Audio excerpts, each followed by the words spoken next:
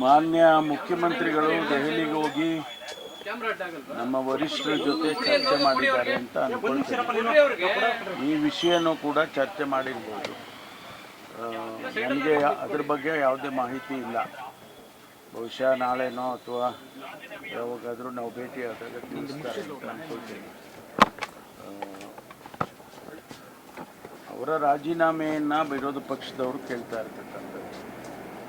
ನಾವು ಪದೇ ಪದೇ ಅವರಿಗೆ ಹೇಳಿದ್ದೇವೆ, ರಾಜೀನಾಮೆ ಕೊಡುವ ಅಗತ್ಯ ಇಲ್ಲ. ಅವರಿಗೆ CBI ಆಗಲಿ ಅಥವಾ ED ಆಗಲಿ ಅವರ ಚಾರ್ಜ್ ಶೀಟ್ಗಳಲ್ಲಿ ಇವರ ಹೆಸರುಗಳು ಇಲ್ಲ. ಜೊತೆಗೆ ಅವರಿಂದ ಯಾವುದೋ ಹಣನೂ ಕೂಡ ಅವರು ರಿಕವರಿ ಮಾಡಲಿಲ್ಲ. 84 ಕೋಟಿನಲ್ಲಿ 79 ಕೋಟಿಯನ್ನು ರಿಕವರಿ ಮಾಡಿದ್ದಾರೆ. ತನಿಖಾ ಸಂಸ್ಥೆಗಳು ರಿಕವರಿ ಮಾಡಿದ್ದಾರೆ. ಇವರು ಒಂದು ವೇಳೆ ಹಣ ತೊಗೊಂಡಿದ್ರೆ ಇವರಿಂದನೂ ರಿಕವರಿ ಮಾಡಬೇಕಲ್ವಾ? ಇವರಿಂದ ಯಾವುದೇ ರಿಕವರಿಯನ್ನು ಮಾಡಲಿಲ್ಲ. ಇನ್ನೂ 5 ಕೋಟಿ ರಿಕವರಿ ಮಾಡಬೇಕು, ಅದನ್ನು ಪ್ರೊಸೆಸ್ನಲ್ಲಿ ಇದೆ. ಹಾಗಾಗಿ ಅವರನ್ನು ಅನವಶ್ಯಕವಾಗಿ ವಿರೋಧ ಪಕ್ಷದವರು ರಾಜೀನಾಮೆಗೆ ಒತ್ತಾಯ ಮಾಡ್ತಿದ್ದಾರೆ ಅಂಥೇಳಿ ನಮ್ಮ ಅಭಿಪ್ರಾಯಗಳು. ಅದಕ್ಕೆ ನಾವು ಅವ್ರಿಗೇನು ಹೇಳಿದು ಅಂದರೆ, ಸದನದಲ್ಲಿ ನೀವು ಪ್ರಶ್ನೆಗಳು ಕೇಳಿ, ಎವಿಡೆನ್ಸ್ಗಳು ಕೊಡಿ, ನಿಮ್ಮ ಹತ್ರ ಏನು ಮಾಹಿತಿ ಇದೆ ಅದೆಲ್ಲ ಕೊಡಿ, ನಾವು ಉತ್ತರ ಕೊಡ್ತೀವಿ ನಿಮಗೆ ಅಂತ ಹೇಳಿದ್ದು. ಅದನ್ನು ಒಂದು ರೀತಿಯಲ್ಲಿ ಹೆದರ್ಕೊಂಡು ಅವ್ರ ಹತ್ರ ಏನೂ ಇರಲಿ ಬಳಸ್ತಾ ಇದ್ದಾರೆ ಅಂತಕ್ಕಂಥದ್ದು ನಮ್ಮ ಅಭಿಪ್ರಾಯ.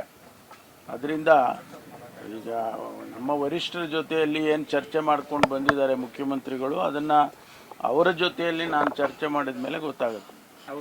ಅಲ್ಲ, ನಾವು ಇಷ್ಟೇ ಹೇಳ್ತೀವಿ, ಎಲ್ಲರಿಗೂ ಒಂದೇ ಅಲ್ಲ ಕಾನೂನು. ಯಾರ್ಯಾರಿಗೆ ಪ್ರಾಸಿಕ್ಯೂಷನ್ ಪರ್ಮಿಷನ್ ಕೊಡಬೇಕು ಅಂತ ಹೇಳಿ ಇದೆ. ನಮ್ಮ ರಾಜ್ಯಪಾಲರು ಪಿಕ್ ಆ್ಯಂಡ್ ಚೂಸ್ ಮಾಡ್ತಾ ಇದ್ದಾರೆ. ಅವರೆಲ್ಲರಿಗೂ ಕೊಡಬೇಕಲ್ಲ. ಯಾರ್ಯಾರ ಮೇಲೆ ಇಂಥ ಆಪಾದನೆ ಮಾಡಿದೆ ಅವ್ರ ಮೇಲೆ ಪ್ರಾಸಿಕ್ಯೂಷನ್ ಮಾಡೋದಕ್ಕೆ ಹಿಂದೆಲ್ಲ ಬೇಕಾದಷ್ಟು ಕೇಳಿದ್ದಾರೆ. ಆವಾಗ ಪ್ರಾಸಿಕ್ಯೂಷನಿಗೆ ಪರ್ಮಿಷನ್ ಕೊಡಬೇಕಲ್ಲ ಅವರು. ಅದು ಎಲ್ಲರಿಗೂ ಕೊಟ್ಟರೆ ಅವಾಗ ಎಲ್ಲ ಕಾನೂನು ಎಲ್ಲರಿಗೂ ಒಂದೇ ಅಂತ ಆಗ್ತದೆ. ಪಿಕ್ ಆ್ಯಂಡ್ ಚೂಸ್ ನಾಗೇಂದ್ರನಿಗೆ ಮಾತ್ರ ಪ್ರಾಸಿಕ್ಯೂಷನ್ಗೆ ಪರ್ಮಿಷನ್ ಕೇಳ್ಬೋದು, ಬೇರೆಯವರಿಗೆ ಕೇಳೋಂಗಿಲ್ಲ ಅಂತ ಹೇಳಿದ್ರೆ ಅದು ಸ್ಪಷ್ಟವಾಗಿ ಗೊತ್ತಾಗ್ತದೆ ಇದರಲ್ಲಿ ರಾಜಕೀಯ ಕಾರಣದಿಂದ ಮಾಡ್ತಾ ಇದ್ದಾರೆ ಅಂತ.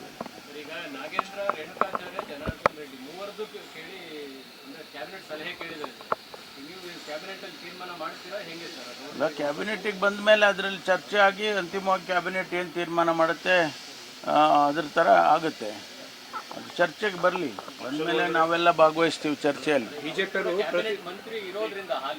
ಅಲ್ಲ, ನಾನು ಒಬ್ಬ ಮಂತ್ರಿ ಅಷ್ಟೇ, ನಾನು ತೀರ್ಮಾನ ಮಾಡ್ತೀವಿ ಅಂತ ಹೇಳೋಕ್ಕಾಗೋದಿಲ್ಲ. ಕ್ಯಾಬಿನೆಟಲ್ಲಿ ಎಲ್ಲರೂ ಸೇರಿ ತೀರ್ಮಾನ ಮಾಡಬೇಕು. ಅದರಲ್ಲಿ ಎಲ್ಲರೂ ಅಭಿಪ್ರಾಯನೂ ತಗೊಂಡು ಒಂದು ತೀರ್ಮಾನಕ್ಕೆ ಬರ್ತೇವೆ. ಒಳಗಡೆ ಅಸಮಾಧಾನ ಈ ಸದ್ಯ ವಾಪಸ್ ಡೆಲ್ಲಿವರೆಗೂ ಹೋಗಿದೆ. ನಿಗಮ ಮಂಡಳಿಗಳ ಸ್ಥಾನಕ್ಕೆ ಲಾಬಿ ಆರಂಭ ಆಗಿದೆ. ಅಲ್ಲ, ಅದನ್ನು ನಮ್ಮ PCC ಅಧ್ಯಕ್ಷರು ಮತ್ತು ಮುಖ್ಯಮಂತ್ರಿಗಳು ಅವರ ಜವಾಬ್ದಾರಿ, ಅವರಿಬ್ಬರು ಮಾಡ್ತಾರೆ. ಆದಷ್ಟು ಶೀಘ್ರವಾಗಿ ಮಾಡ್ತೀವಿ ಅಂತ ಹೇಳಿದ್ದಾರೆ, ಈಗಾಗಲೇ ಮಾಡ್ತಾರೆ. ಓಕೆ.